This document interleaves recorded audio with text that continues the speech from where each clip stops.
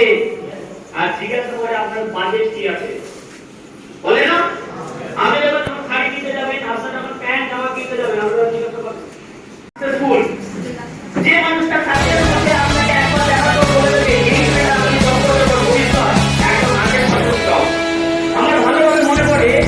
আমার এলাকায় একজন বিজনেসম্যান আছে। আমি যখন প্রথম বাইক অ্যাক্সিডেন্ট করেছিলাম, আমি রাস্তা দিয়ে যখন যাচ্ছিলাম, রাস্তা দিয়ে যেতে যেতে মানে একটা টার্নিং থাকে, ওই টার্নিংটা যখন আমি ক্রস করতাম, একটু গাড়িটা রানিং ছিল, ওই